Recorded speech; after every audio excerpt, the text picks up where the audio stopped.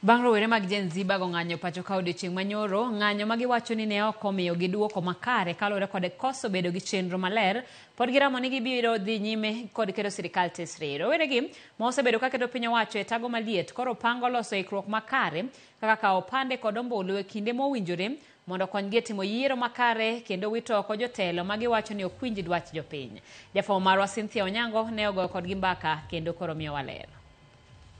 Bang' rowere mag Gen Z uso ne jopiny chwakruok mar ng'anyo margi mar nane e mbui. Ng'anyono giwacho ni ne omodho pi kendo koso nyago olemo moro amora kopogore kod geno margi. Kuom adiera, rowere mang'eny oseol gi dhi e street mar ng'anyoni.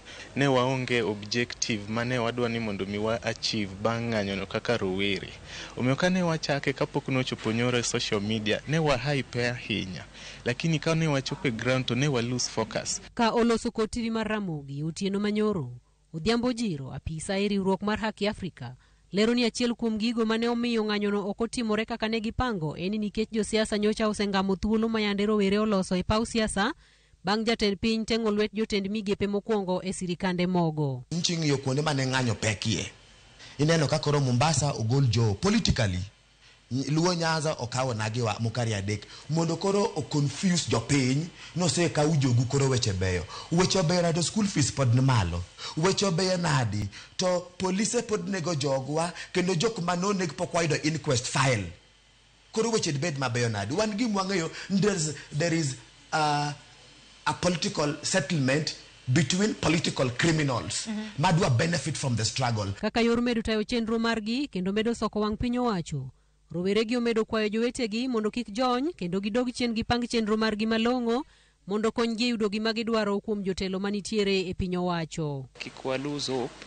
Gima wanyalo timo sani en ni accountability mane wachako cha wadhi godo mbele, watem matek mondo waket jotelo masani nitiere mosemiwa gi mondo giti. Kwan kaka Gen Z onego bedni koro wadok chien mondo wa organize. Ber ka wabedo gi mpangilio moro ma wabedo gi structure ma ibo konyowa mondo wang'i other alternatives nikech ok ibing'anyo pile kwa rito mondo gik madwaro ka otimre kawuono chieng'no. E neno ni rowere otieko midhiero mar telo marach kaachiel kod mibadhi e tend migepe kod piny owacho chutho, gikwayo rowere wetegi mondo oriwre e paro kendo bed kod ajenda margi maler ma ginyalo keto ne sirikal.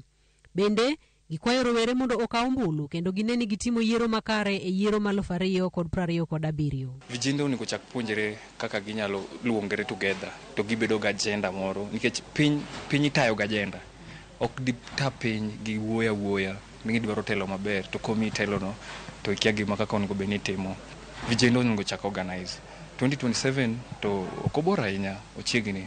Ka vijende nyalo loso party gi is a good option. King'iyo political parties at marwa mar 2011 ochiwo guidelines maler kanyo kaka ng'ato nyalo loso party mati Kenya kae. To e piny demokrasia mar piny mora mora kata ki compare mar America kocha tidogi compare gimora mora mosedhi mbele kata ma UK piny itayo gi party.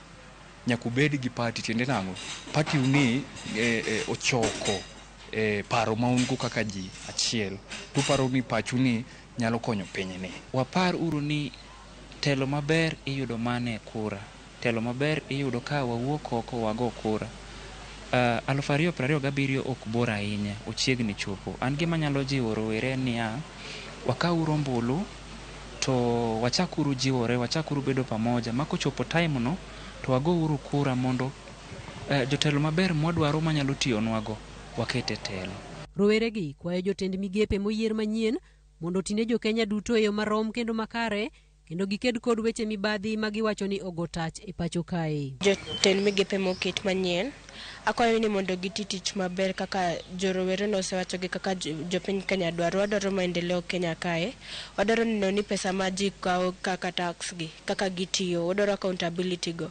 To joma nitie gi corruption cases kata kano duoko o make sure no reduce corruption cases go mang'eny nikech kanyo kama pesa dhie to nitie ji mang'eny mathagre. Giti ne Kenya kijumla nikech ka gitiyo ne Kenya to ayudo kipako gi e pinje maoko kaluo kende to kata wan wamor to mano biro miyo wakata kuchako chopo time machielo miyiero jotelo iyudo ka kombe mang'eny ibiro mi joluo.